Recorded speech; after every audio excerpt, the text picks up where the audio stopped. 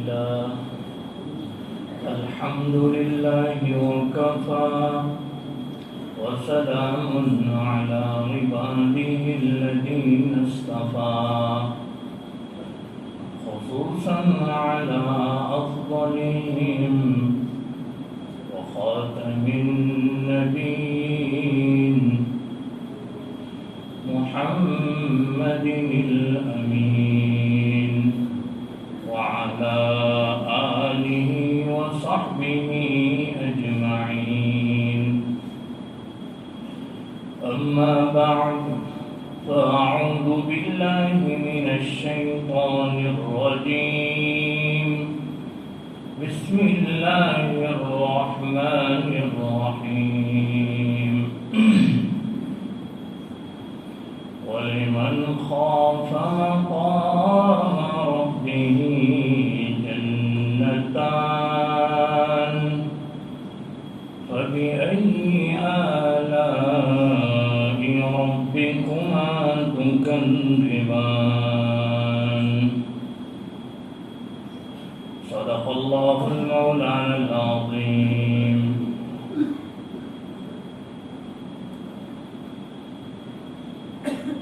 عزیز پیارے بھائی اور دوستوں، بزرگوں،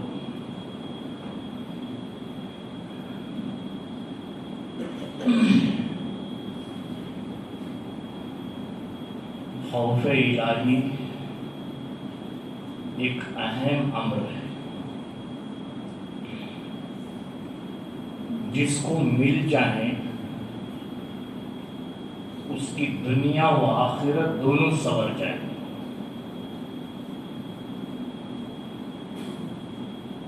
بزرگان دین اس چیز کو مانگا کرتے تھے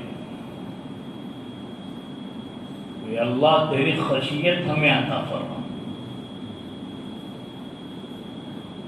دنیاوی چیزیں تو بہرحال مل کے رہے گی، جتنا مقدر میں ہے ملے گا، اس کے لیے بھی مانگنا ہے، کیونکہ مانگنے سے تو رب خوش ہوتا ہے.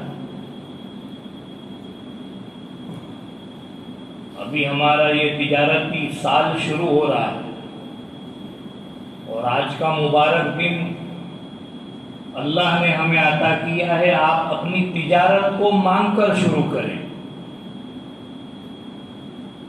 توکل اللہ پہ ضرور ہے، لیکن توکل کو حاصل کرنے کے لیے بھی دعا کا سہارا لینا پڑتا ہے.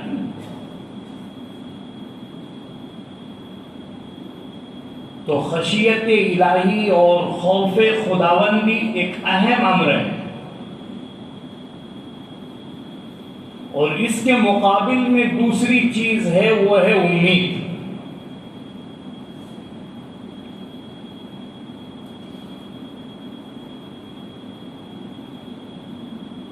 ان دو چیزوں کے درمیان کا نام ایمان ہے. رسول اللہ صلی اللہ علیہ وسلم فرماتے ہیں الایمان بین الخوف والرجاء، کہ ایمان خوف اور امید کے درمیان ہے. شیر سے نہ ڈرا جائے، اللہ سے ڈرا جائے، یہ خوف مقصود ہے. دنیاوی چیزوں سے نہیں ڈرا جائے، وہ تو انسانی فطرت ہے.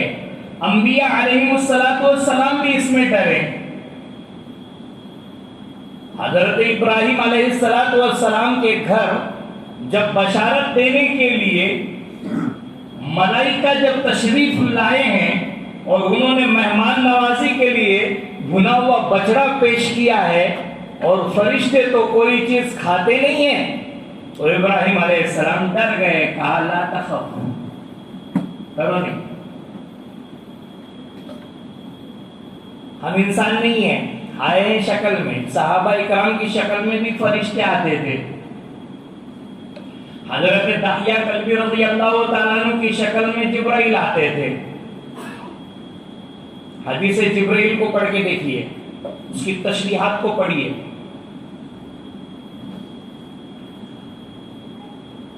تو فرشتے انسانی شکل میں ہے، حضرت سیدنا ابراہیم علیہ السلام ڈر گئے، ہم آپ کو بشارت دینے آئے ہیں اور آپ کے جو بھانجے ہیں حضرت لوط علیہ السلام ان کی قوم پر عذاب ڈالنے آئے ہیں، دو کام دو طرف کریں گے،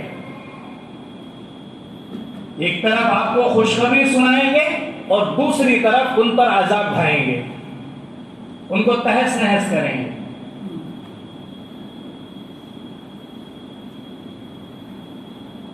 تو حضرت انبیاء علیہ السلام بھی ڈرے، موسیٰ علیہ السلام کا قصہ آپ کے سامنے۔ تو خوف اور امید اس کے درمیان کا نام ایمان ہے۔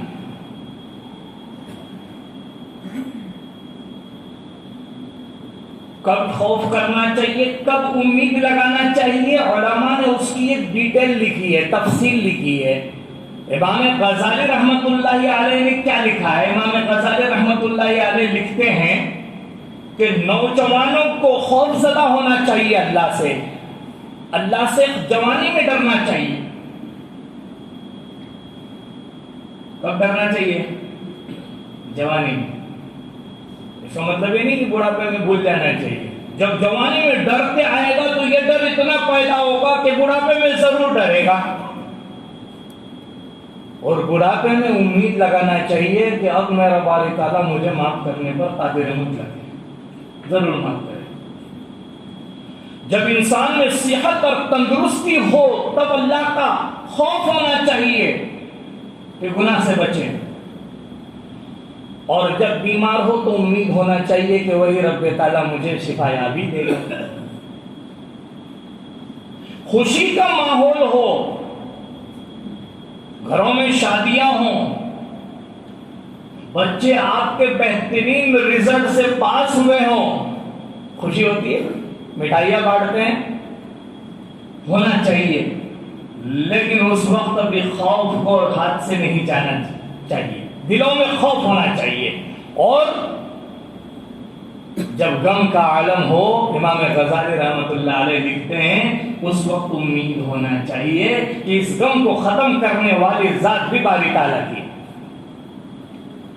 بزرگان دین اس کو مانگا کرتے تھے کہ اللہ تیری خشیت ہمیں عطا فرما، کیونکہ وہ جانتے تھے کہ جب خشیت الہی مل جائے گی تو ہمارا سارا کام آسانی سے ہو جائے گا، اللہ راضی ہو جائیں گے، اللہ راضی تو سب کام آسانی سے ہو جائیں گے۔ اسی لیے تہجد پڑھنے والوں کی جو اللہ تبارک و تعالی نے صفت بیان کی ہے اس میں یہ لکھا ہے، سورہ سجدہ ہم روزانہ پڑھتے ہیں، اس میں اللہ فرماتے ہیں تتجافى جنوبهم عن المضاجع يدعون ربهم خوفا وطمعا، جن کے پہلو اپنے بستروں سے الگ ہوتے ہیں وہ اپنے رب کو آدھی رات میں پکارتے ہیں، اللہ سے ڈرتے ہوئے بھی اور امید لگا کر بھی۔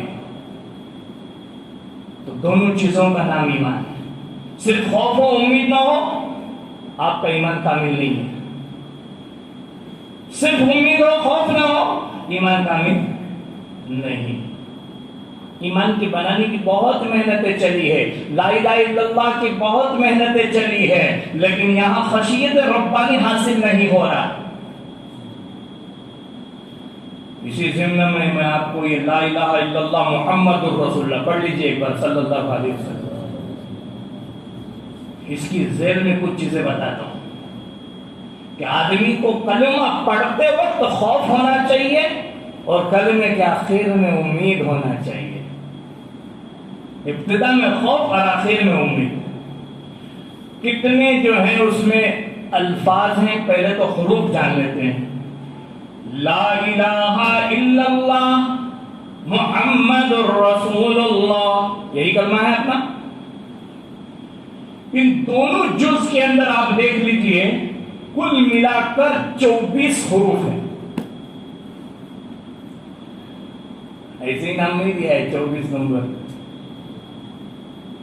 اس میں 24 جو ہے حروف ہے، گن لیجئے۔ آدمی کو یہ خیال ہونا چاہیے کہ 24 گھنٹے کی میری زندگی خوف الہی میں گزرے اور جب آخر پہر ہو تو ہاتھ اٹھا کر پوری امید کے ساتھ اللہ کی بارگاہ میں دست دعاؤں اور گناہوں کا اقرار کرتے ہوئے معافی مانگے. یہ کلمے کی محنت ہے کہ اللہ 24 گھنٹہ جو ہے اس کام کو دے کر اپنی محبت اور خشیت دونوں آپ کے دلوں میں پیدا کرنے کی طاقت رکھتے ہیں اور پھر مانگنے والوں کو اللہ معاف بھی کرتے ہیں. یہ تو 24 گھنٹے ہو گئے.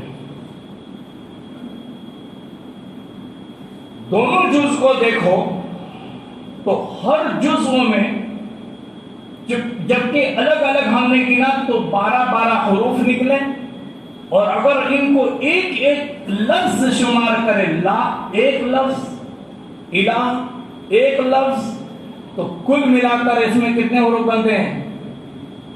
یہ لیجیے 7 حروف بنتے ہیں.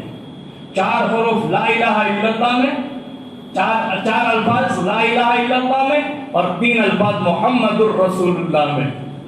تو ہفتے بھر کے جتنے گناہ ہو سکتے ہیں یہ معافی کا ذریعہ بنے گا، اور ہفتے بھر اس محنت کو کرنا چاہیے، صرف ایک دن نہیں.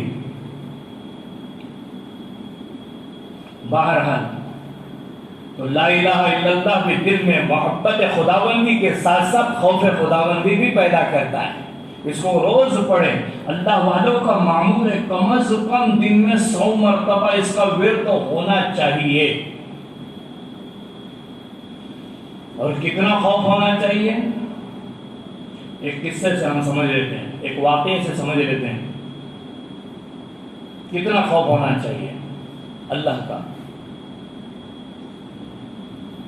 ایک صحابی رسول صلی اللہ علیہ وسلم جن کا نام ذکر نہیں کیا حدیث کی کتابوں میں، یہ واقعہ شاید بہت ساروں کے لیے نیا ہوگا، مشہور واقعہ نہیں ہے، کم و بیش ہمیں سننے آتا ہے. وہ آئے دربار رسالت میں عرض کیا، یا رسول اللہ صلی اللہ علیہ وسلم میرا اونٹ ہے، بہترین اونٹ ہے، میرے سارے کام کرتا ہے، میں اس کے دانے پانی کا بھی بہترین انتظام کرتا ہوں، لیکن ایک پرابلم ہے، ایک مسئلہ ہے اللہ کے نبی، یہ اونٹ مجھے رات میں سونے نہیں دیتا. یہ اونٹ مجھے رات میں عجیب عجیب آواز نکالتا ہے اور سونے نہیں دیتا، میں دن بھر کا تھکا ہارا رہتا ہوں. یا رسول اللہ آپ کوئی دعا فرمائیں کہ میرا اونٹ سدھر جائے. جناب نبی کریم صلی اللہ علیہ وسلم رحمت للعالمین تھے. ویسے حضرت سلیمان علیہ السلام کو اللہ نے پرندوں کی بولی سکھلائی تھی، گویائی سکھلائی تھی. پرندے بولتے، یہ سنتے سمجھتے، یہ بولتے پرندے سمجھتے. علمنا منطق الطیر، اللہ کہتے ہیں علمنا منطق الطیر، ہم نے سلیمان علیہ السلام کو پرندوں کی بولی سکھلائی. آج کوا کیا بولے ہمیں سمجھ میں نہیں آتا. اپنے گھروں میں بہت سارے طوطے پالتے ہیں، سمجھ میں نہیں آتا. مرغیاں پالتے ہیں، سمجھ میں نہیں آتا وہ کیا بولتی ہے. سلیمان علیہ السلام ایسے نبی تھے کہ ان کو اللہ نے پرندوں کی بولی سکھلائی تھی، بھاشا. رسول اللہ صلی اللہ علیہ وسلم ایسے نبی تھے کہ اونٹ آ کر اگر شکایت کرتے تھے رسول اللہ صلی اللہ علیہ وسلم اس کو سمجھ جاتے تھے. وہ قصہ مشہور ہے نا، وہ ایک صحابی جن کے بارے میں اونٹ نے آ کے شکایت کیا. بہرحال میں یہ قصہ سنا رہا تھا کہ اونٹ کو بلایا سرکار نے، کہا کہ ہم نے تمہارا تو مدعا ہے وہ سن لیا، تمہارے اونٹ کو بھی بلا دو، اس سے بھی بات کر لیتے ہیں، سمجھ لیتے ہیں. جانوروں کی بھی حقوق ہے، بے تحاشا مارا نہ جائیں ان کو. اللہ نے ہمارے لیے ان کو مسخر کیا ہے. موذی جانور کو مارنے کا حکم ہے شریعت میں جو تکلیف دیں گے، سانپ ہے، بچھو ہے. بہرحال اونٹ کو بلایا گیا. اونٹ سے جناب نبی کریم صلی اللہ علیہ وسلم نے پوچھا کیا بات ہے، اپنے مالک کو سونے نہیں دیتا؟ تو یہ میرا مالک ہے، یہ تو دنیا ہے، یہ میرا مالک ہے، لیکن یہ اپنے مالک حقیقی کو بھولا ہوا۔ کیا؟ سرکار نے پوچھا کیا اپنے مالک حقیقی کو بھولا ہے؟ حضور نے پوچھا وہ کیسے؟ دن بھر یہ مجھے کام دیتا ہے، میں اپنی پیٹھ پر بوجھ اٹھاتا ہوں، یہ میرے تانے کھانے کا بہترین انتظام کرتا ہے، اس کا مجھے کوئی شکوہ نہیں ہے، اس کا مجھے کوئی شکوہ نہیں ہے۔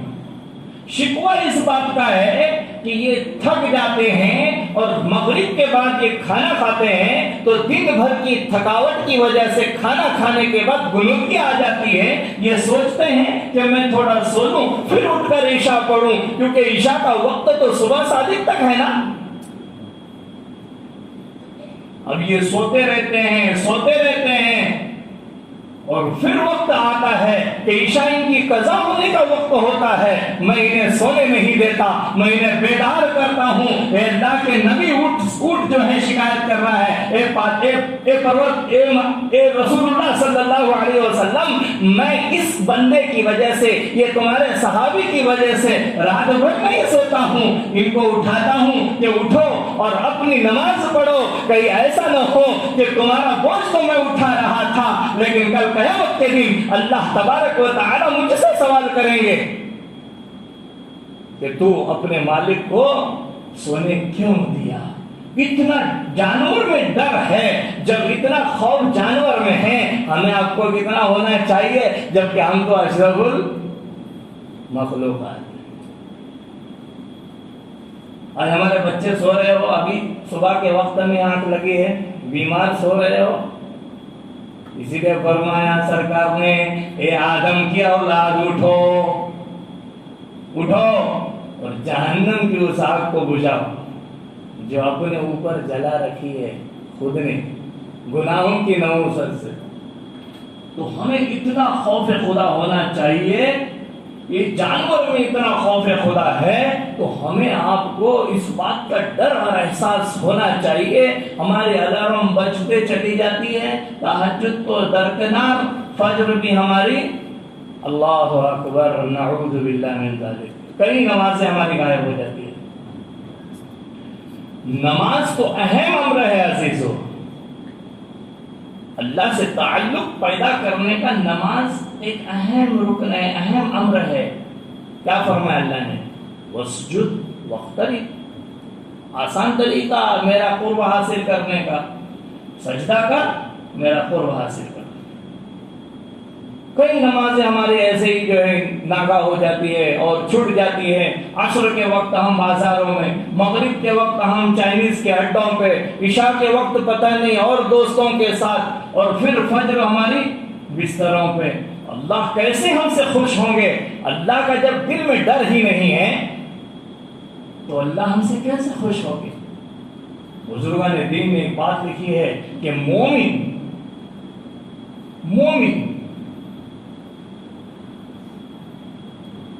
خوف خدا کا قائل ہوتا ہے اور فاعل بھی ہوتا ہے، اللہ کو مانتا بھی ہے اور اس پر عمل بھی کرتا ہے، صرف زبانی باتیں نہیں ہوتے۔ آج ہمارا حال یہ ہے، ابھی ہم نماز پڑھیں گے، باہر جا کر گناہوں میں ملوث ہو جائیں گے۔ اللہ تبارک و تعالی باریکیاں دیکھتے ہیں۔ ایک مرتبہ رابعہ بصریہ رحمۃ اللہ علیہ، ان کا ڈر دیکھیے، ان کا خوف، ان کے تعلق سے علماء نے لکھا ہے کہ اللہ والی ایسی تھی، اتنا روتی تھی اللہ کی بارگاہ میں کہ بعض مرتبہ جہاں آنسو گرتے تھے گھاس اگتی تھی۔ ہمیں یقین نہیں آئے گا، موجودہ دور ایسا دور نہیں ہے، ہم تو ایسے ہی سمجھ لیں گے کہ اب تو ہم کو یقین بھی نہیں آئے گا۔ رابعہ بصریہ رحمۃ اللہ علیہ اتنا روتی تھی، کسی نے کہا رابعہ اتنا رونے سے کیا فائدہ، تو کبھی نبی نہیں بن سکتی، عورت نبی نہیں بنتی۔ ہاں یہ بات تو صحیح ہے، عورت نبی نہیں بنتی، اس کی وجہ یہ ہے کہ دین کامل ہے، عورت ناقص ہے، اور کامل دین کو پورا کرنے کے لیے کامل کی ضرورت ہے۔ اللہ نے مردوں کو اس پر جو ہے حاوی کر دیا اور مردوں میں سے انبیاء پیدا کر دیے۔ تو نبی نہیں بن سکتی عورت، یہ بات تو تیری صحیح ہے، لیکن عورت نبی جن سکتی ہے۔ سارے انبیاء علیہ السلام سوائے حضرت آدم، اور آدم کو چھوڑو تو سارے نبی اپنی ماں کی بدن سے ہی پیدا ہوئے، کوئی آسمان سے تو اترا نہیں۔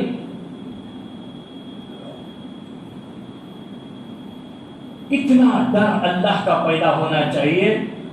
ایک مرتبہ حضرت موسیٰ علیہ السلام، میں رابعہ بصریہ والا پہلے قصہ سنا دیتا ہوں، بھول رہا تھا کہ ایک مرتبہ انہوں نے کسی کو بھونا گوشت کھاتے دیکھا۔ بھونا ہم بھی کھاتے ہیں، بہت پسند ہے،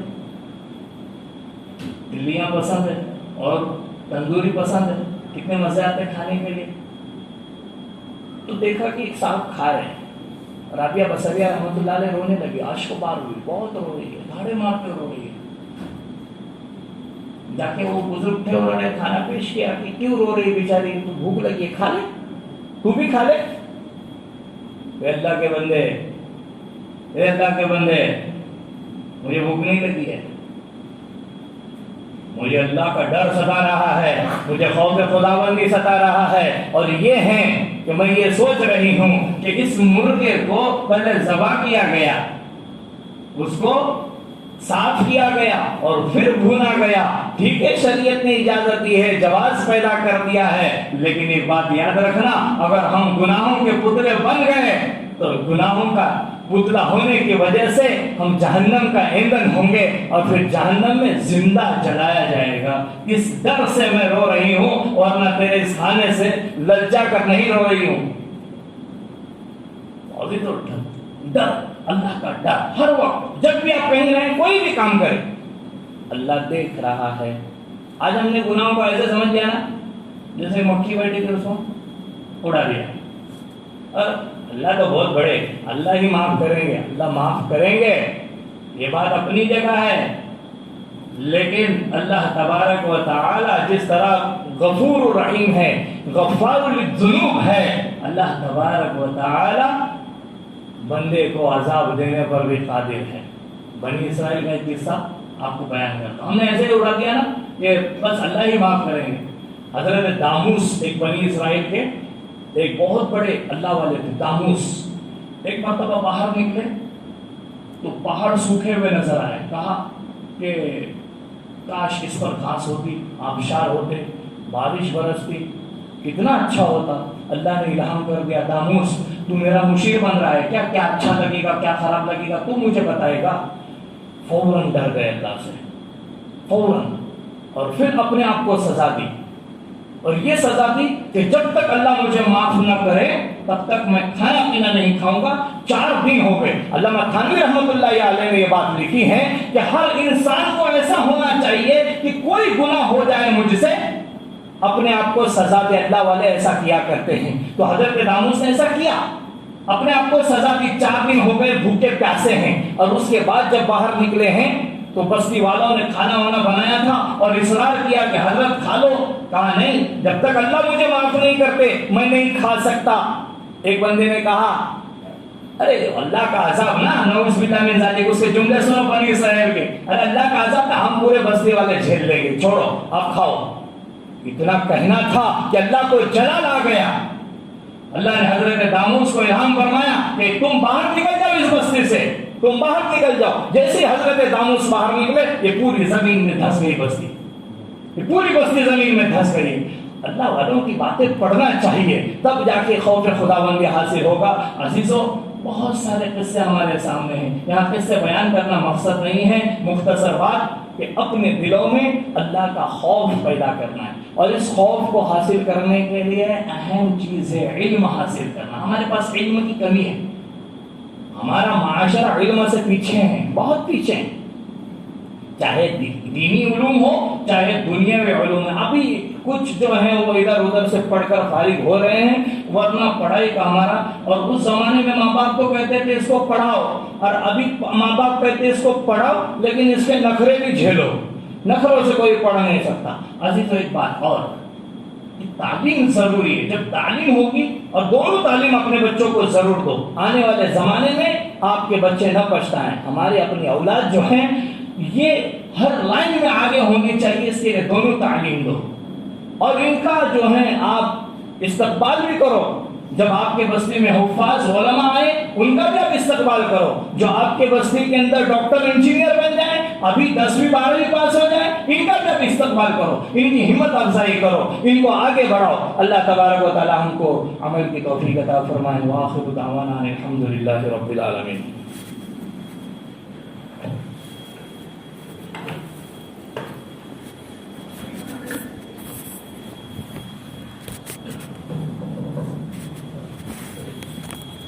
السلام علیکم.